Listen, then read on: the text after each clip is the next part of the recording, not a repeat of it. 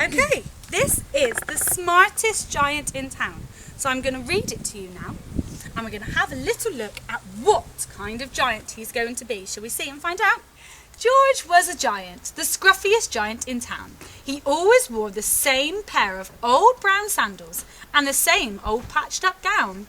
"I wish I wasn't the scruffiest giant in town," he said, sadly.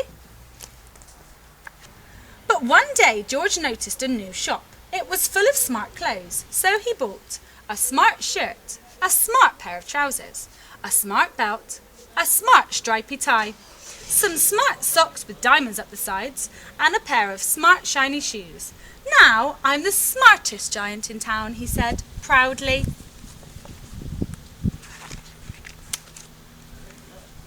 George left his old clothes behind in the shop.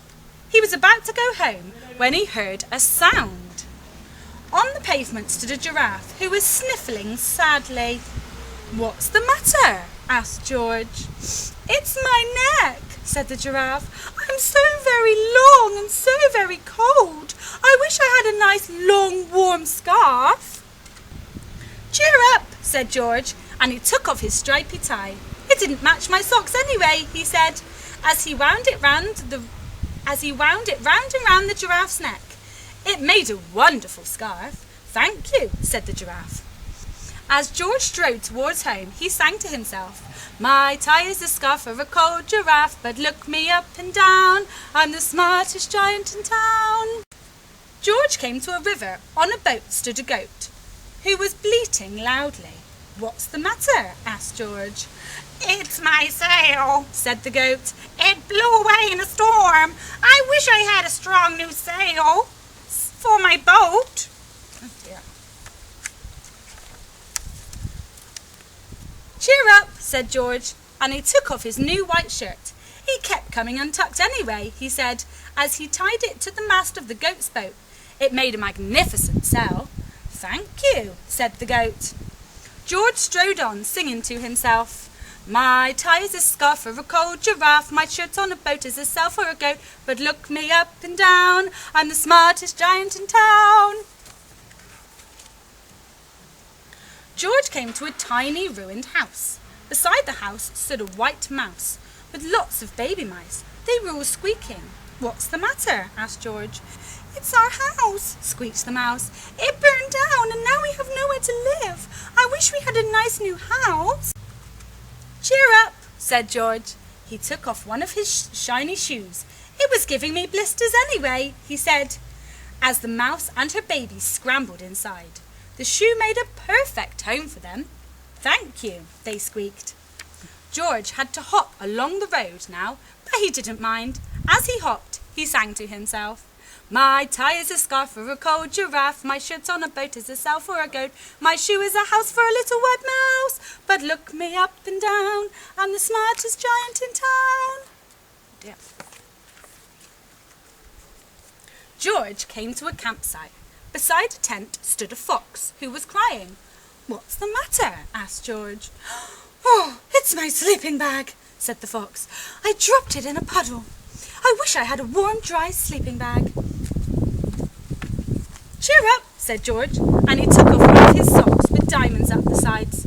"It was tickling my toes anyway," he said, as the fox snuggled into it. It made a fine sleeping bag. "Thank you," said the fox. George hopped on, singing to himself, "My tie is a scarf for a cold giraffe, my shirt on a boat is a sail for a goat, my shoe is a house for a little white mouse, one of my socks is a bed for a fox, but look me up and down, I'm the smartest giant in town."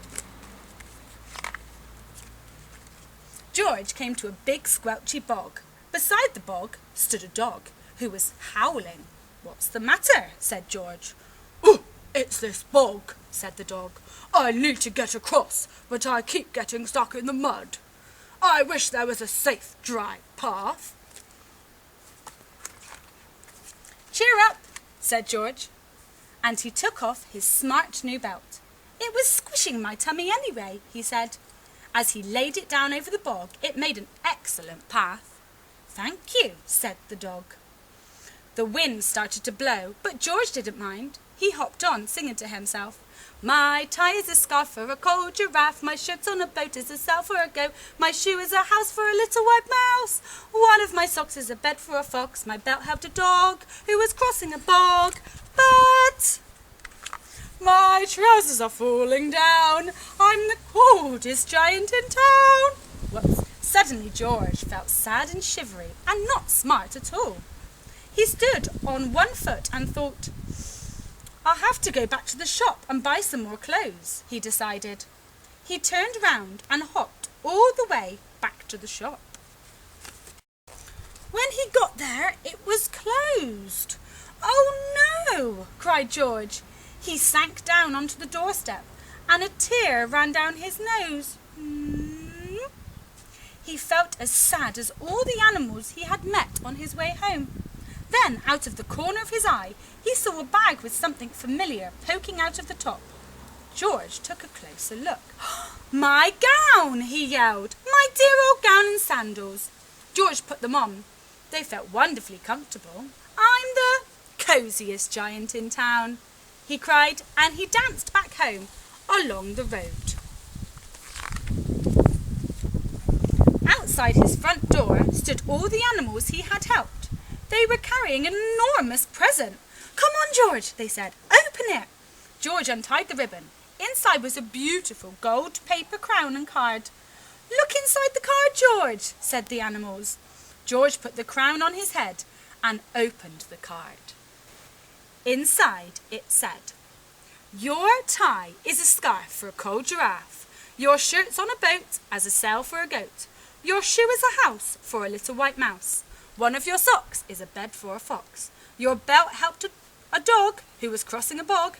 So here is a very fine crown to go with the sandals and gown of the kindest giant in town.